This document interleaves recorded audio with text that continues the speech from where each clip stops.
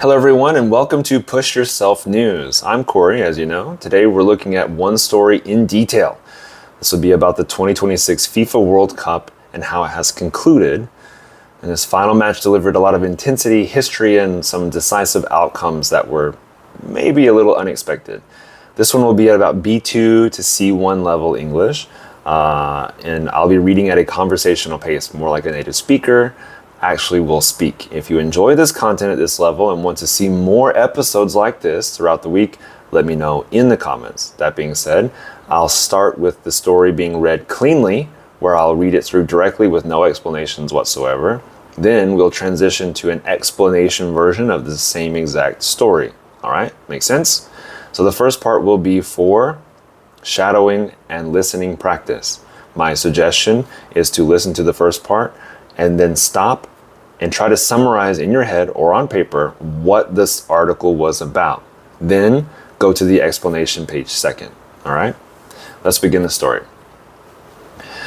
Spain has won the 2026 FIFA World Cup, defeating Argentina 1-0 in extra time on Sunday at MetLife Stadium in New Jersey. The victory represents Spain's second World Cup title, their first since 2010.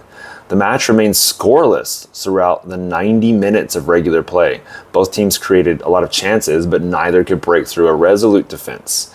Argentina's goalkeeper, Emiliano Martinez, made 11 saves, the most ever recorded in a World Cup final, keeping his team in contention despite Spain's dominance in possession and shot attempts. The breakthrough came at the 106th minute of extra time. Ferran Torres, a substitute brought into the match, scored the decisive goal. The strike gave Spain the championship and ended Argentina's bid to win consecutive World Cups. The defending champions could not replicate their 2022 success. This World Cup victory capped a remarkable tournament for Spain.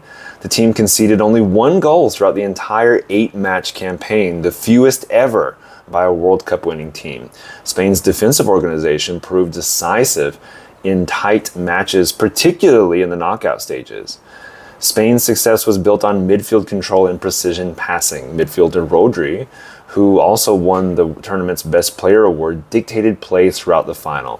His performance completed a remarkable year that included winning the European Championships and the Ballon d'Or.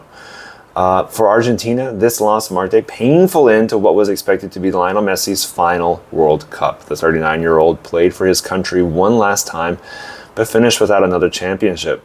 Messi had guided Argentina to the semifinals, but Spain proved too strong in the final.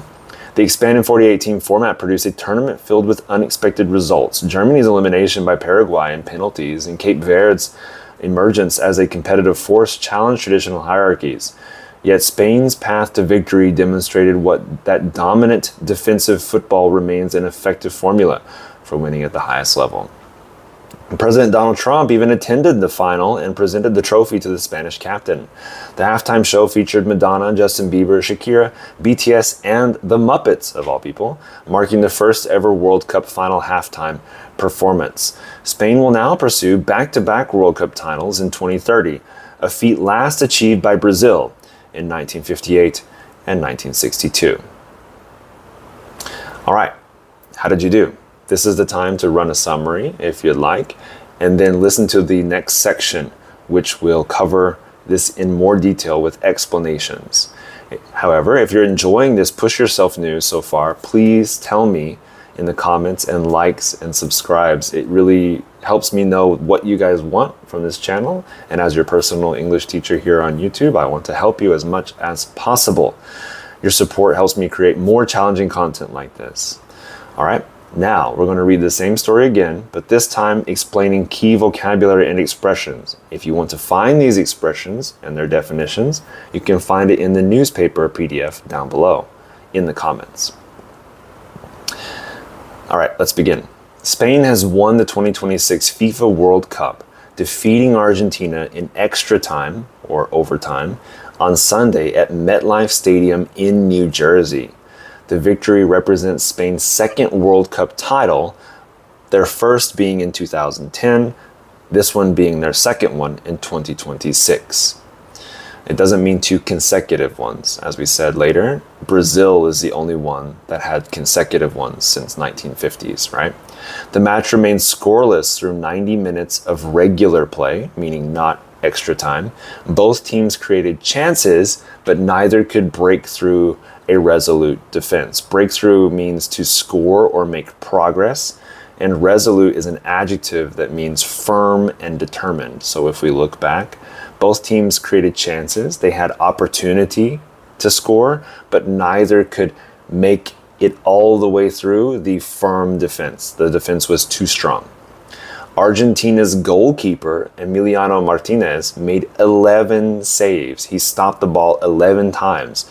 It's the most ever recorded in a World Cup final, meaning this World Cup was record-breaking. Keeping his team in contention. Contention is a noun. It means in the running or continue to compete. Despite Spain's dominance in possession and shot attempts, meaning Spain dominated, they took over, they made a lot of attempts of shots. The breakthrough was a word from our last one, the test run. It's a noun. It means a sudden dramatic success. The breakthrough came in the 106th minute of extra time. Ferran Torres, a substitute brought into the match, scored the decisive goal. Decisive is an adjective meaning having a clear effect or some clear result.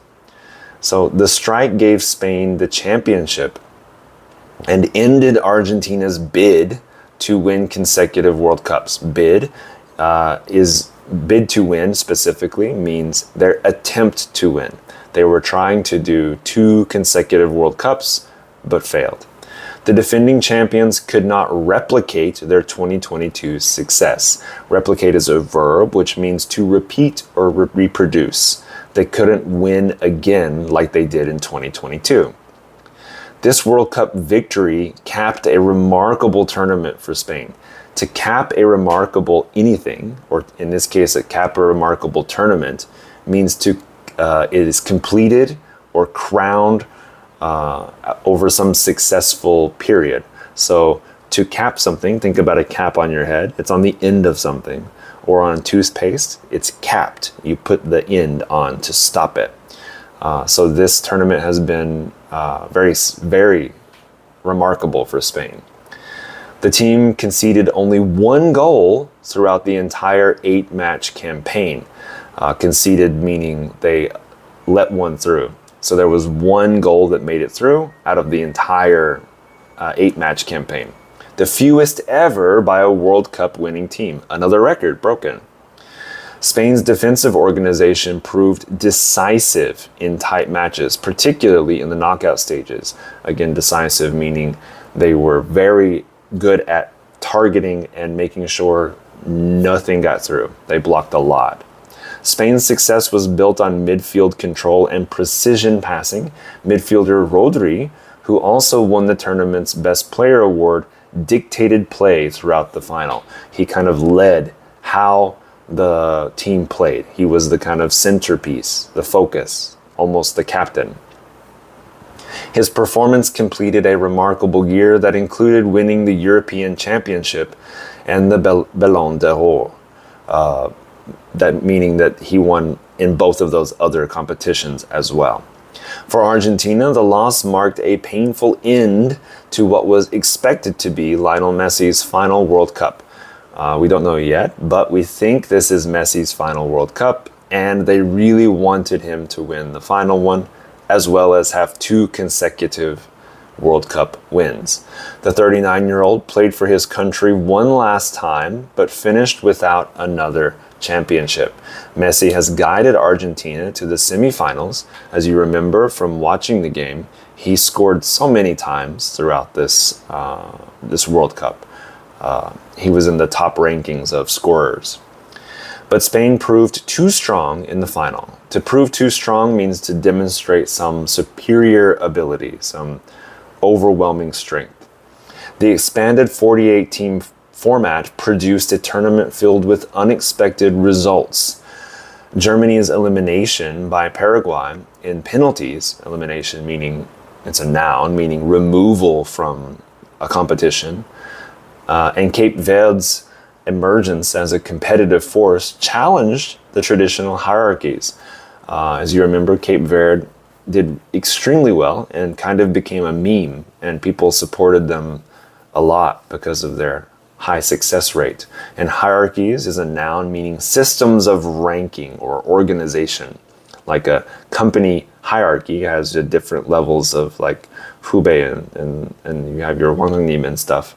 And then hierarchy inside of sports in this case would be Argentina's often at the top, and it's unexpected that Cape Verde would break that hierarchy and be in the top teams.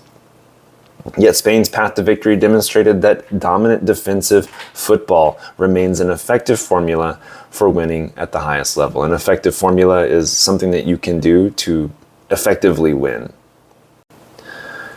President Donald Trump attended the final and presented the trophy to the Spanish captain. The halftime show featured Madonna, Justin Bieber, Shakira, BTS, and the Muppets, marking the first ever World Cup halftime performance. Spain will now pursue back-to-back World Cup titles in 2030, a feat last achieved by Brazil in 1958 and 1962. Back-to-back, as you remember from a previous one, digestible news, means consecutive, one and then another immediately after.